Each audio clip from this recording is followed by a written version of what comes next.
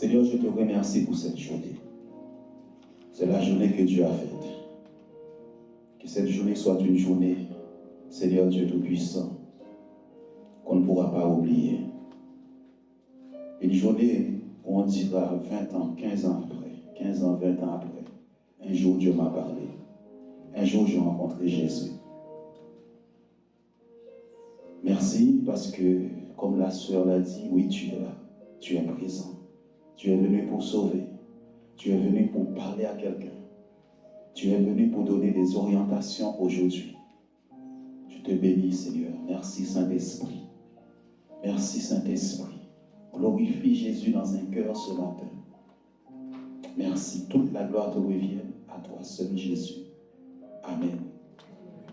Face à ton destin.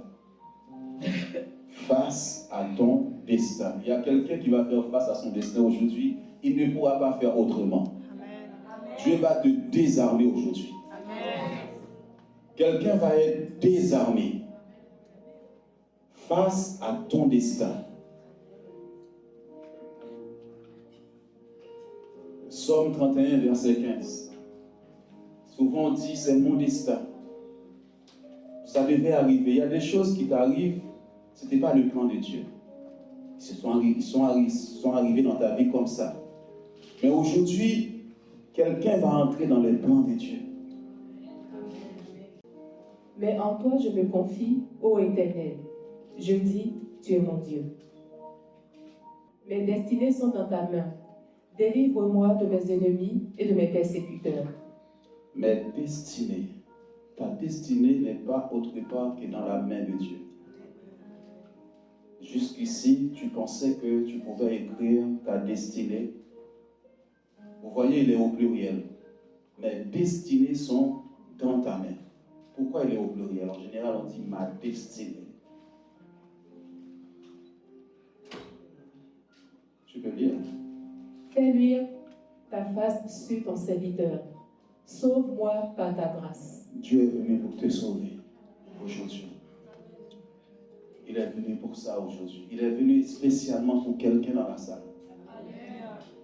Il y a plusieurs étapes dans ce message. Il y a des portes aussi qui vont s'ouvrir. Amen. Il y a des portes qui vont s'ouvrir.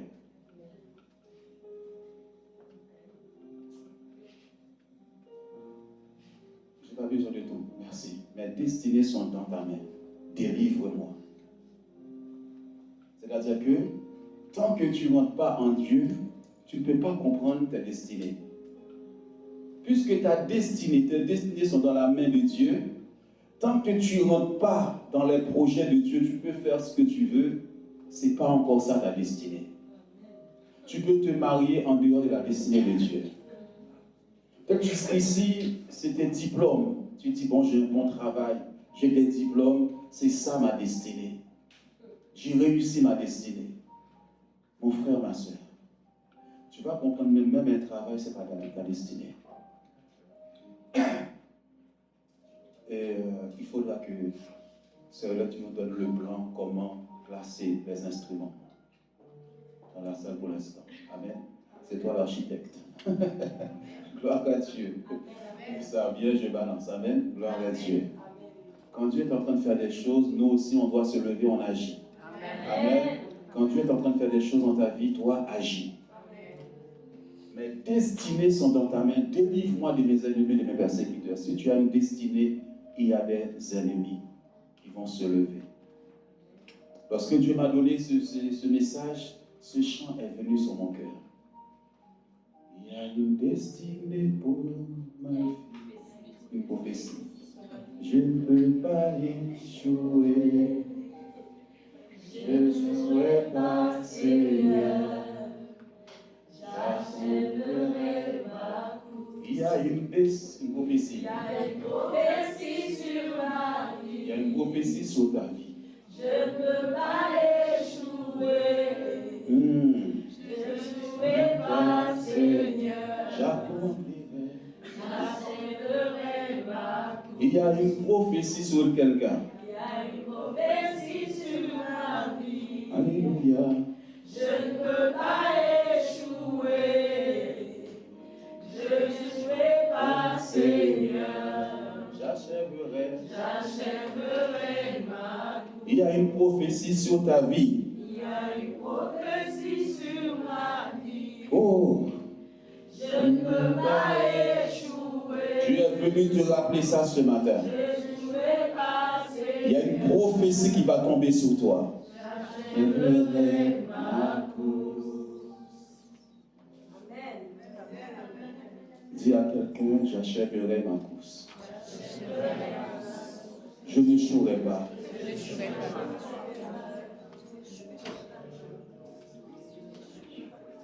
Vous savez, un jour,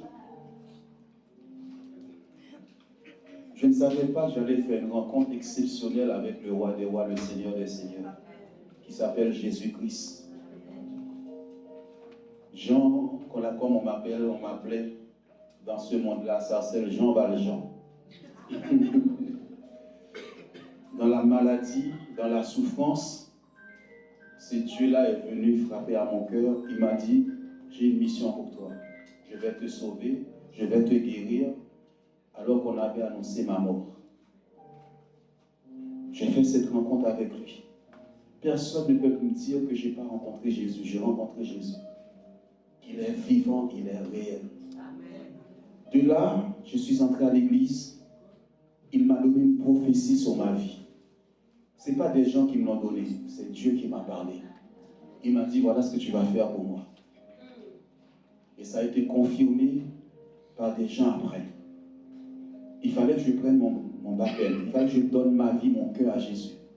Il fallait que je passe. Ce sont des étapes. C'est pourquoi on parle des destinées. Dans les destinées, il y a des étapes dans ta vie. J'ai accepté Jésus. J'ai pris mon baptême. Ensuite, je suis entré au service dans l'église. J'ai servi Dieu de tout mon cœur. J'ai été fidèle. Mes responsables ne peuvent pas dire un seul jour Jean n'a pas été fidèle. Mais j'avais en tête la vision de Dieu. Un jour, alors que je servais, j'entends la voix de Dieu. Il me dit, maintenant tu as fini, tu vas passer à une autre étape. Une autre étape. Il y a quelqu'un qui est en train de passer à une autre étape. Il y a une porte qui va s'ouvrir. Il y a une porte qui va s'ouvrir. Il y a une porte aussi qui va s'ouvrir sur cette église. Une porte est en train de s'ouvrir pour cette église. Il faut toujours faire les choses selon le plan de Dieu. La semaine dernière, nous avons parlé de la volonté de Dieu. Coûte que coûte, tu restes attaché à Dieu, à la promesse de Dieu. Alors il m'a dit, c'est bon, tu passes à autre chose maintenant. Je me retrouve dans une cellule de prière. Il me dit après, cette cellule va devenir une église que nous voyons aujourd'hui. C'était une autre étape de ma vie. Il y a des étapes dans ta vie. Il y a des étapes, tu es avec Dieu, tu vas à l'école, tu reçois un diplôme. Ensuite, Dieu t'ouvre les portes, selon ses plans, tu travailles. Selon ses plans, tu te maries. Ce sont des étapes de la prophétie. Dans la prophétie, ce n'est pas seulement un ministère. Il y a ton mariage dedans. Il y a tes études dedans. Il y a le ministère dedans. Il y a tout ça qui englobe l'appel de Dieu, la mission de Dieu pour toi. Mais la Bible dit ce que la bouche de l'Éternel dit, nous l'avons beaucoup dit, il faut encore la répéter, sa main l'accomplit. Il y a un temps, il y a des choses que Dieu t'a dit, c'est sa main qui vient l'accomplir. Des fois, c'est une maison. Dieu t'a montré la vision. Mais parfois, nous, on court. On veut aller vite. Mais Dieu te regarde. Il t'attend. Il dit, c'est moi qui t'a donné cette prophétie. C'est moi qui t'a donné cette vision. C'est moi qui t'a dit que tu vas te marier. Donc, qu'est-ce qui t'arrive? Qu'est-ce qu'il y a? Et dans cette prophétie-là, il y a des temps difficiles. Il y a des temps de trahison. Il y a des temps de déception. Il y a des temps de fatigue, de découragement. Il y a des gens qui t'abandonnent. Mais Dieu voit, tu restes là. Tu suis la prophétie de Dieu. Tu veux que les choses soient faites selon sa volonté. Des fois même, il y a des gens qui ne croient pas dans la vision que Dieu t'a donnée. Si tu dis, j'en suis sûr, quand Dieu a dit à Noé, tu vas bâtir une arche pour moi. Quand elle a commencé à construire l'arche, les gens disent, il est fou ce mec. Il est fou. Il est fou, c'est un malade. Il y a des choses que Dieu te dit. Quand tu vas comme ça aux gens, ils vont dire que tu es malade. Si tu te dis que tu vas remplir un stable, si tu te dis que tu vas chanter, les gens vont t'écouter. Des fois, tu peux dire ça, quelqu'un va dire, mais c'est pas possible, toi. mais selon le plan de Dieu, le dessein de Dieu. Amen. Selon ses plans. Reste dans la destinée que Dieu a préparée pour toi, a choisie pour toi. Il y avait un homme de Dieu que pour les personnes qui étaient, Nathalie connaît bien, je pense que Valérie se rappelle de ce monsieur. Il était banquier. Il était banquier. Il touchait bien sa vie. Il y en a qui touchent bien leur vie, mais Dieu va chambouler ta vie, mon frère. Amen. Et tu es en train de chambouler quelqu'un dans la salle. Lui, il pense que c'est sa destinée. J'ai réussi, je suis banquier. Et un jour, Dieu est venu passer sa main sur sa tête. Viens là. Dieu lui dit aujourd'hui, tu vas prêcher l'évangile. Dieu a utilisé cet homme-là puissamment dans la guérison. Qu'il en soit ainsi de toi, au nom de Christ. Tu es en train de chambouler. Alléluia. Il y en a qui disent, mais je suis vieux, je suis âgé. Il y a des étapes dans la vie. Et cet homme-là qui touchait bien sa vie, il fallait abandonner. Il va parcourir le monde, prêcher l'évangile, prier pour les malades. Il y a des moments, il y a des étapes dans ta vie. Ce n'était pas encore ça ta destinée. Peut-être que tu es banquier, peut-être que tu es responsable, peut-être que tu es directeur, peut-être qu'il est assis derrière son bureau et c'est que tu lui dis, écoute, la parole de Dieu doit être prêchée, mon frère. Alléluia. Et tu dois faire l'œuvre de Dieu. Il y a des rencontres parfois, tu ne peux pas dire Seigneur, je ne peux pas. Donc je dis au Seigneur, oui, maintenant je suis d'accord, j'accepte. Alléluia. Ce banquier a dit Seigneur, d'accord. Dieu dit, je m'occuperai de toi. Il y a des moments où Dieu dit, maintenant viens, je m'occuperai de toi. Viens, je m'occuperai de toi. Dis à quelqu'un, Dieu t'appelle, il va s'occuper de toi.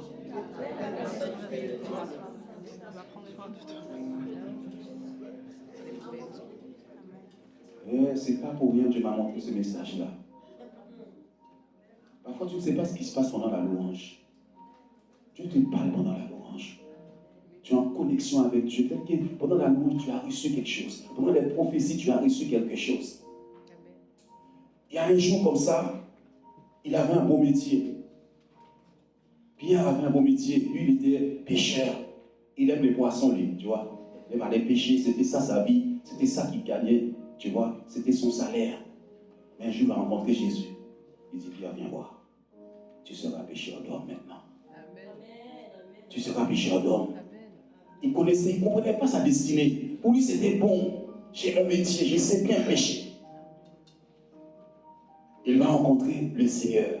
C'est lui qui a écrit sa destinée. Tu peux mourir sans avoir réalisé ta destinée sur la terre. Tu n'es pas là par hasard aujourd'hui. Tu n'es pas là par hasard aujourd'hui. Peut-être que si je n'avais pas fait cette rencontre, il a fallu que je tombe malade. Il a fallu qu'on annonce ma mort. Parfois, Dieu même te conduit dans des moments très difficiles pour que tu puisses entendre sa voix. Ça peut être la maladie. On prie pour toi, il n'y a pas de guérison. Dieu dit, c'est pas encore ça, il n'a pas bien entendu ma parole. Il n'a pas encore accepté bien les choses. Et puis, il a accepté, il a suivi Jésus. Celui qui t'a appelé là, il a la provision aussi pour toi. Ne t'inquiète pas. Sincèrement, moi, je ne m'inquiète de rien. Je ne m'inquiète pas. C'est Dieu qui prend soin de moi. Il ne m'a jamais déçu.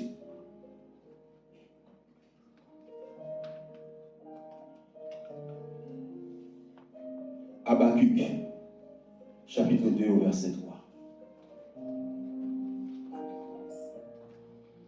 L'Éternel m'adressa la parole et il dit, écris la prophétie, grave-la sur des tables afin qu'on la lise couramment.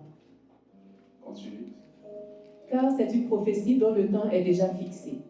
Elle marche vers son terme et elle ne mentira pas. Si elle tarde, attends-la, car elle s'accomplira. Elle s'accomplira certainement. Il t'a dit, si elle tarde, attends-la.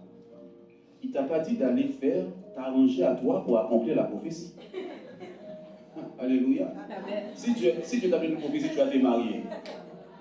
Tu vas te marier. Est-ce que tu vas t'arranger? Il y en a même qui donnent des prophéties, c'est d'arranger ça pour un homme ou une femme. Non.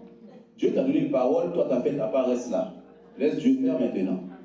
Il dit tout simplement, écris-la. Quand le temps de Dieu arrive là, qui peut arrêter ça? Les sorciers, les sorcières? Ce que la bouche de l'Éternel dit, sa main l'accomplit. Ce que la bouche de l'Éternel dit, sa main l'accomplit. Le sorcier qui va se lever là, l'ennemi qui va se lever là, il va perdre sa vie. Joue pas avec Dieu. Quand lui, il dit, le temps est déjà fixé. Est-ce que tu sais que cette année, il y a des choses qui sont fixées par Dieu pour toi, pour l'Église? Il dit que tu vas tomber enceinte. Quand le temps là arrive, tu vas voir, même quand tu n'avais pas l'habitude de prier la nuit, tu te lèves. Dieu te saisit, te fait rêver. C'est le moment. C'est le moment. Dis à quelqu'un, c'est le moment. Tu sens un temps de grâce par moment sur ta vie. Si elle a dit que tu dois te marier jeune, et alors? Il dit à Jérémie, tu es un prophète, Jérémie. Il dit, mais Jérémie dit, je suis un enfant. Mais Jérémie, qui t'a dit que tu es un enfant? Si tu te dis que tu peux le faire.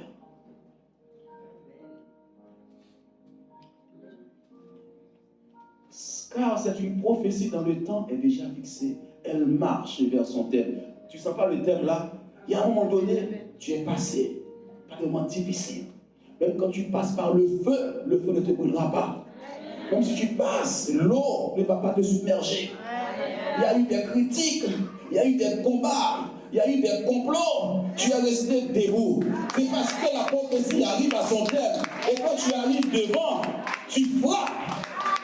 C'est un homme accompli, une femme accomplie. Il est passé par tous les dangers. Oh! Il est passé par tous les dangers. C'est un homme inébranlable, une femme inébranlable. Quand il se tient là, tu sens de l'assurance. Oh! Alléluia. Oui, tu sais, ils étaient à 3, ils étaient à 4. C'est une petite église, hein. Ça, c'est ton problème. Moi, j'ai une prophétie de la part de Dieu. Je ne resterai pas à ce niveau-là. Tu peux me critiquer, dis ce que tu veux. Moi, j'ai une prophétie de Dieu. Alléluia. Alléluia. Oui, mais tu es âgé, hein. Tu vois, tu es âgé. Et alors, dis à quelqu'un, et alors. Vaut mieux le commencement, la fin d'une chose que son commencement. Vaut mieux la fin d'une chose que son commencement. Oh, oh, oh, oh. Je commençais petit. Oui, merci. Je commençais petit. Et alors, il y a toujours un point de départ. Mais moi, je sers la parole de Dieu dans mon cœur. J'ai une prophétie. Il y a une prophétie sur ma vie. Je ne veux pas échouer. Je n'échouerai pas, Seigneur. J'achèverai ma course. Je ne t'ai pas oublié. Il y a une prophétie sur ma vie. Que tu dis, je lutte. Je ne peux pas échouer. Je n'échouerai pas, Seigneur. J'achèverai ma course. Il y a une prophétie sur ma vie. Je ne peux pas échouer. Je n'échouerai pas, Seigneur. J'achèverai ma course. Amen, gloire à Dieu. On va prendre Actes des Apôtres, chapitre 9. Et je sens que c'est ça qui est en train de se passer dans la vie de quelqu'un aujourd'hui.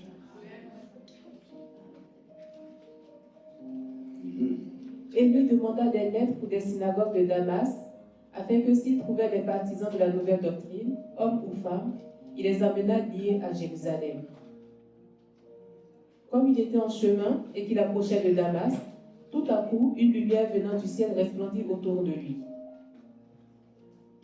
Il tomba par terre et il entendit une voix qui lui disait « Saul, Saul, pourquoi me persécutes-tu » Il répondit « Qui es-tu, Seigneur » Et le Seigneur dit « Je suis Jésus que tu persécutes. Il te sera dur de regerber contre les aiguillons. Alléluia. On va revenir en arrière, s'il vous plaît. Dieu m'a donné ce verset pendant qu'il y avait la louange. Gloire à Dieu. Là, on parle de Saul de Tarse qui est devenu Paul, le grand apôtre Paul. Il n'était pas encore apôtre. Peut-être que tu vas devenir cet apôtre aujourd'hui, de la part de Dieu. Tu ne le savais pas. Tu es entré dans cette salle, tu ne sais même pas que Dieu est en train de changer les choses concernant ta vie, concernant ta destinée. Paul n'aimait pas cette doctrine, n'aimait pas le christianisme. N'aimait pas, on peut dire aujourd'hui, n'aimait pas l'église. Paul critiquait les églises. Il y a des gens comme ça. Il y a des gens qui sont entrés avec des idées préconçues. C'est pourquoi que les prophéties disent, pourquoi tu doutes? Qu'est-ce qui se passe? Paul a l'intention d'arrêter tous ceux qui prêchent l'évangile. Là, il demande des lettres pour les synagogues. C'est-à-dire les synagogues là où les gens se rassemblent là. De Damas, afin que s'ils trouvaient des partisans de la Bible, de la nouvelle doctrine, hommes ou femmes, il les amena liés à Jérusalem. Je vais les attacher. Ces gens qui racontent n'importe quoi. Ces gens, Jésus est ressuscité, il est vivant. L'église, vous priez, vous priez, vous priez, vous priez. C'est du n'importe quoi, Dieu n'existe pas. Il y en a qui rentrent comme ça. Mais aujourd'hui, tu vas rencontrer Jésus. Amen. Dieu t'aime. Dieu aime Paul. Paul ne savait pas que Jésus est mort pour lui. Mais il faut la main de Dieu pour ouvrir les yeux de Paul. Là, il va, lui, il aimait qu'on tue les chrétiens, qu'on les maltraite. C'était ça, la vie de Saul de Tarse. Mais il ne sait pas, ce jour, il se levait. Dieu allait changer sa vie. Dieu allait transformer sa vie. Dieu avait un calendrier préparé pour Paul. Dieu va changer ton nom aujourd'hui. Je ne sais pas qui dans la salle. Dieu va changer ton nom, ton identité. Dieu va changer les choses parce que Dieu t'aime. Tu as beaucoup critiqué même les gens que tu croisais dans la rue, qui sortaient de l'église. C'était ça la vie des Saul de Tarse. Moi, prier, moi, aller à l'église, jamais. Mais je vais te dire, là, quand Dieu a rencontré Saul de Tarse, là, il a levé les mains et dit, Seigneur, d'accord, je m'incline. Tu vas t'incliner devant ce Dieu vivant et vrai. Tu vas t'incliner devant lui au nom de Jésus-Christ. Alors, dans sa pensée, aujourd'hui, c'est de les arrêter. De montrer même que Dieu n'existe pas. Plus loin, s'il te plaît. Comme il était en chemin et qu'il approchait de Damas. Vous savez, parfois, laisse les sorciers entrer dans l'église. Dès qu'il va entrer pour me faire du mal, pour faire du mal à quelqu'un, mais quand il rencontre là, il voit qu'il y a un roi des rois dans cette salle. Amen. Le Seigneur des seigneurs, qu'il y a un Dieu vivant et vrai dans cette salle.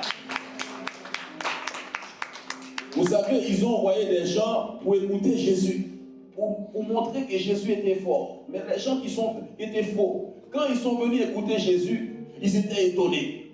Ils sont repartis, ils ont dit, jamais homme n'a parlé comme ça. Amen. Cet homme-là est puissant. Amen. Cet homme-là est puissant. Amen. Faites attention. Il y a un Dieu dans ce lieu. Amen. Regardez tout à coup dans ton cœur, là, quelque chose se passe. Tout à coup. Une lumière venant du ciel resplendit autour de lui. Cet homme est venu avec des idées préconçues. Il est venu encore pour montrer que Jésus n'est pas ressuscité, qu'il n'est pas vrai. Mais il va retourner à la maison pour dire maintenant aux gens, ces gens que j'ai persécutés là, est vraiment vrai. Je vais prendre ma Bible, je vais lire ma Bible, je vais prier maintenant. J'ai rencontré le Sauveur du monde. C'est ça qui va se passer dans ta vie. Autour de lui, et la voix va parler. La voix de Dieu va parler à tes pensées là. Plus loin, s'il te plaît. Il tomba par terre. entendu une voix. Jusqu'à présent, tu pensais que Jésus ne parlait pas. Dieu ne parle pas. Dieu parle. Dieu parle. Ce n'est pas un Dieu lointain. C'est un Dieu, tu peux t'approcher de lui. Même si tu as péché, comme ça a été dit dans la prophétie, tu as l'impression que tu as péché, c'est fini pour toi, tu es impardonnable. C'est faux. Il a pris tes condamnations à la croix. Il a pris tes jugements à la croix, tes péchés à la croix. Tu as l'impression que toutes les personnes qui sont là sont parfaites. Personne dans cette salle n'est parfait. Moi le premier. C'est la grâce de Dieu tout simplement qui fait que nous pouvons tenir dans la. Dis à quelqu'un, c'est la grâce de Dieu tout simplement. La grâce. C'est pourquoi ne critique pas les gens. Ne juge pas les gens. Parce que Dieu t'a fait grâce tout simplement. Si Dieu pouvait te montrer ma vie d'avant, tu allais dire, ah, ce gars-là, il va me prêcher l'évangile. Mais la grâce, Dieu m'a fait grâce. Il a entendu une voix qui lui disait, Saul, Saul, pourquoi me persécutes-tu? Ce ne sont pas tes parents que tu persécutes. Ce n'est pas l'église que tu persécutes quand tu parles mal de l'église, tu parles mal de Dieu. C'est Dieu lui-même que tu persécutes. Mais il a eu pitié de toi. Et ce matin, il est venu te toucher. Il est venu te toucher. Il est venu toucher quelqu'un. Lorsque Dieu m'a donné ce message, je me rappelle quand Whitley a amené Paul dans cette salle tout de suite. Dieu m'a dit, c'est lui qui l'a attiré là.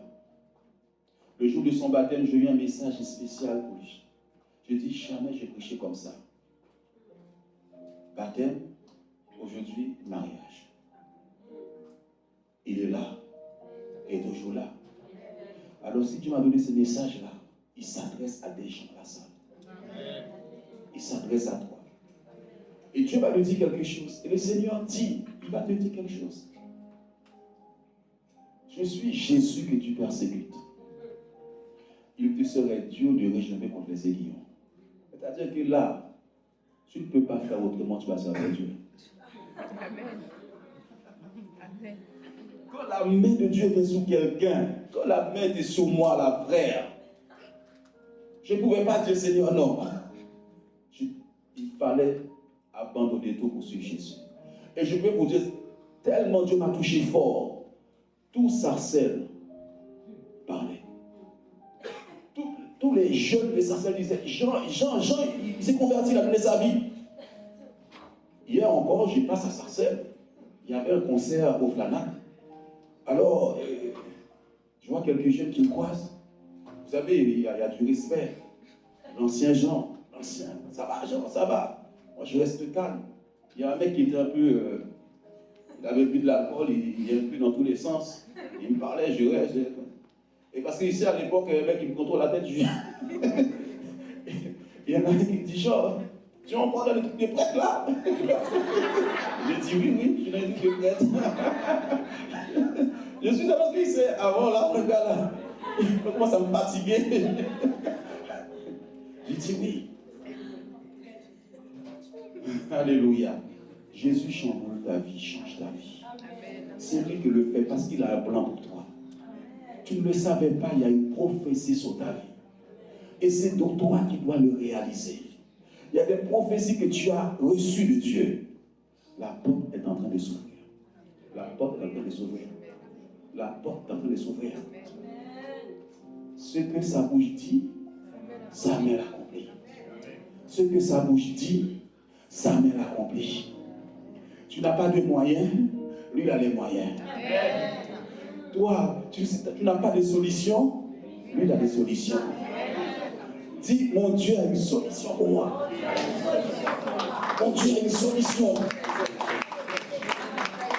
Oh.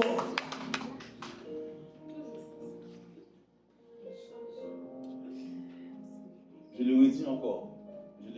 Ça me vient. Parce que quand je regarde comme ça, Dieu dirige mes yeux. C'est parce que tu es jeune que tu penses que tu ne peux pas te marier. Les gens peuvent dire que tu es trop jeune. Ça, c'est leur problème. Dieu a dit à Jérémie, ne dis pas que tu es un enfant. Je suis en train de prophétiser vis-à-vis. Dis Amen, reçois la parole. Dis Amen, reçois la parole. Des portes sont en train de s'ouvrir.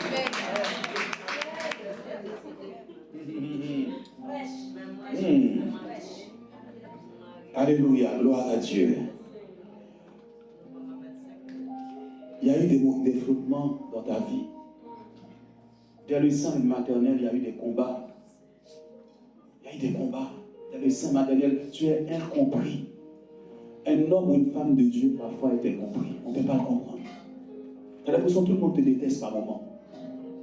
Tu as l'impression que tout ce que tu fais, on te critique. C'est parce qu'il y a une prophétie sur ta vie à la main de Dieu. Tu ne le savais pas. Tu ne le savais pas. Mais par moments même tu as trébuché, par moments tu es tombé très bas. 7 fois le juste tombe, 7 fois Dieu le relève. De la poussière, il relève les gens pour le faire asseoir avec les grands. Donc que tu cherchais la grandeur, mais la grandeur se trouve chez Dieu. Et ce matin, il te fait lever de la poussière au nom de Jésus-Christ. Pour que tu puisses dire, ça vient de Dieu. Ça vient de mon Dieu. Oh, j'aime ce verset. J'aime ce verset. 1 Corinthiens 1, verset 27. 1 Corinthiens. Mais Dieu a choisi les choses fortes du monde pour confondre les sages. Dieu a choisi les choses faibles du monde pour confondre les fortes. Pourquoi toi? Pourquoi moi? Tu es faible. Tu es critiqué, rejeté, balayé. Mais Dieu aime ça. Dis, ma situation intéresse Dieu. Ma famille ne m'a jamais... Ma famille même ne me considère pas. Dis à quelqu'un, même ma famille ne considère pas, ne croit pas en moi. Mais Dieu aime ça. Il prend les choses folles du monde pour confondre les sages. Toi qui te croyais sage, qu'est-ce que Dieu fait? Celui-là qui était méprisé, celui qui n'avait pas de considération, celui qu'on disait qu'il était pauvre, celui qu'on disait qu'il était nul, celui qui a dit que tu ne réussiras jamais, Dieu vient et le prend. Et il dit, cette lumière va briller au milieu des ténèbres. Dis à quelqu'un, oh, oh, oh, oh, oh. Mon Dieu est merveilleux. Mon Dieu est formidable. Oh! Alléluia. Ne te décourage pas. Ne te décourage pas. David pouvait dire, mon père et ma mère m'abandonnent. Mais le Seigneur. Qu'est-ce qu'il a dit? Le Seigneur.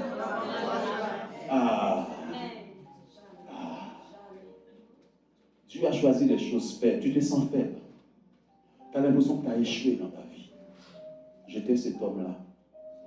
Une belle étoile quand je suis né. Je brillais. Très intelligent à l'école. Très fort au football. Maintenant, je dribble Satan. Je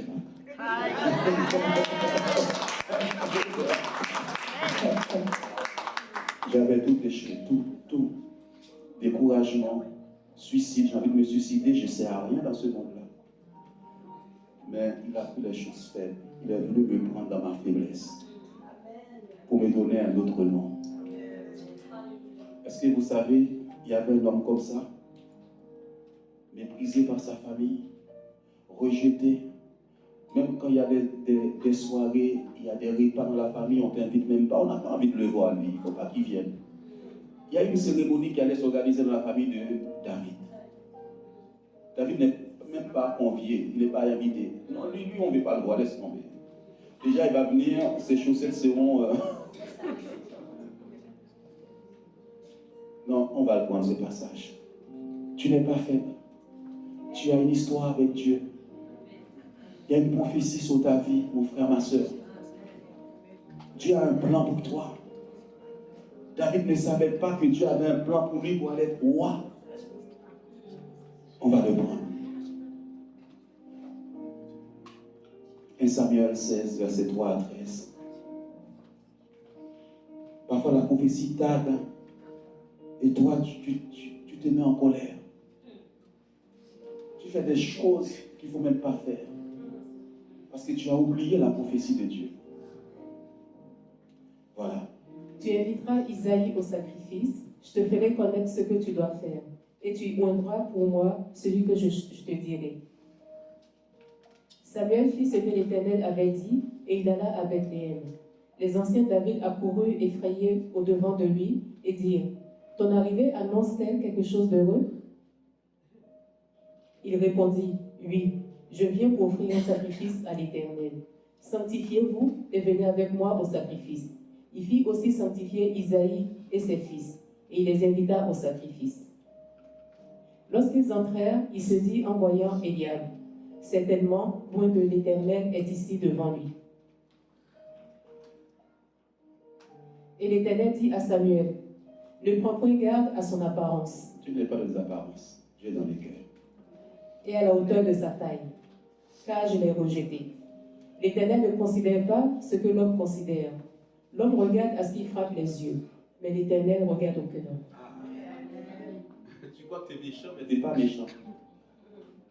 Même si j'étais, excuse-moi, on va continuer. Même si j'étais dans Sarcelles, je me bagarrais, Dieu savait que j'avais un bon cœur. Je n'étais pas méchant. Je n'étais pas méchant. Dis à quelqu'un, je ne suis pas méchant. Dieu regarde à mon cœur. Dieu regarde, tu sais, les gens, les hypocrites là, les gens qui te disent des bonjours et puis qui ne sont pas vrais là. Dieu ne regarde pas ça. Dieu regarde à le cœur là, celui qui va me servir de tout son cœur. Celui qui va l'aimer, qui va aimer les âmes, qui va prier pour les gens, qui va les visiter. Tu vois, c'est ça que Dieu cherche. Mais l'homme que Dieu veut là n'est même pas là. On n'invite pas. Dans la famille, des fois, il y a des repas. Bon, on va l'inviter quand même qui vient. Des fois, on n'a pas envie, tu le sens. Sache que toute personne rejetée, Dieu ne t'a pas rejeté.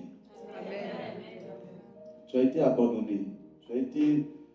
On t'a trahi. On t'a dit des paroles dures.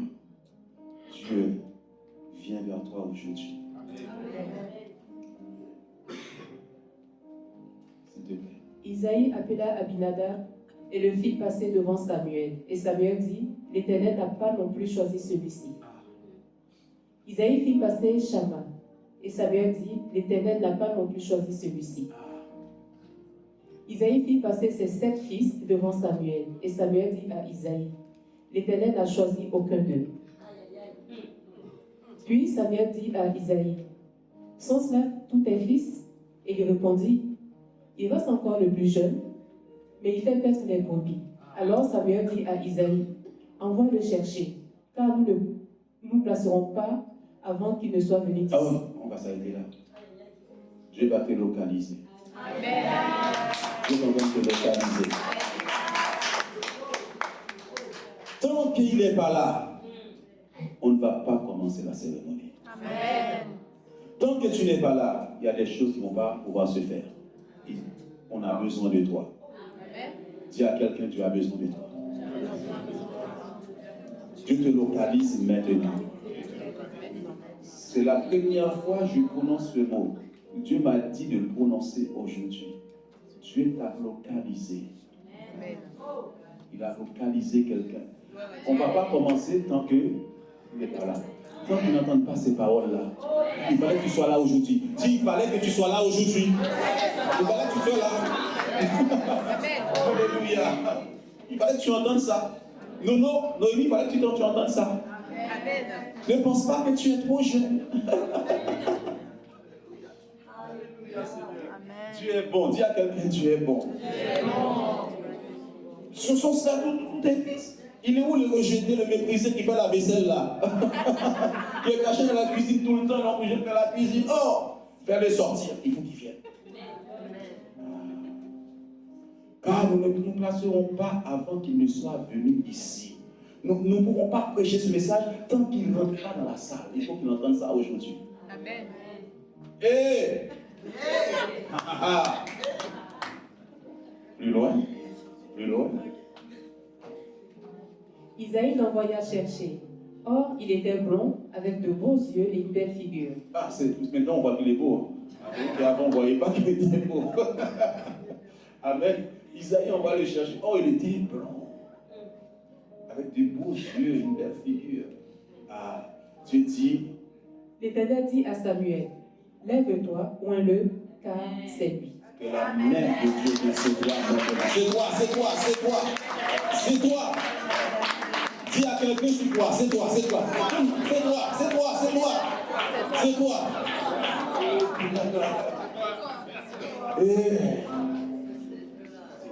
Oins-le celui. Oins-le celui.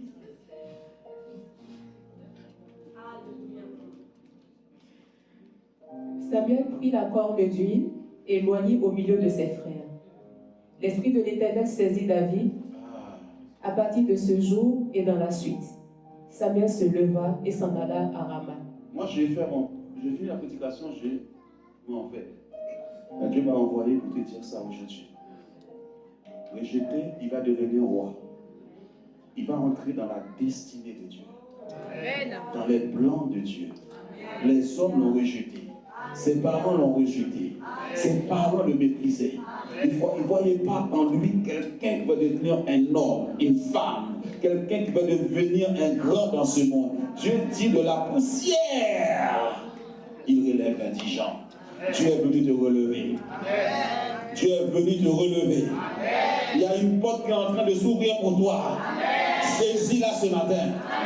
Il y a des portes qui s'ouvrent. Je vais m'arrêter là. Il y a d'autres choses pour parler encore, comme Gédéon. Mais je vais m'arrêter là, j'ai beaucoup dit. On va prendre ce chant. Tu peux dire à Dieu, me voici.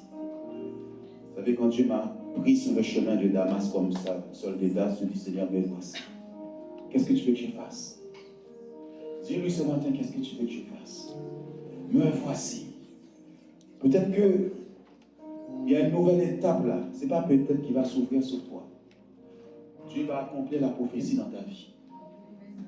Ce que sa bouche dit, sa main l'accomplit. Tout simplement, parfois, tu fais des zigzags. Dieu n'est pas dans les zigzags. Quand Dieu t'a donné une prophétie, écris-la et attends-la. Si elle tarde, attends-la. Attends-la. Ne sois pas pressé. Là, il veut te dire que les portes sont en train de s'ouvrir. Il y a une prophétie sur ma vie. Je ne peux pas échouer. Alléluia, Jésus.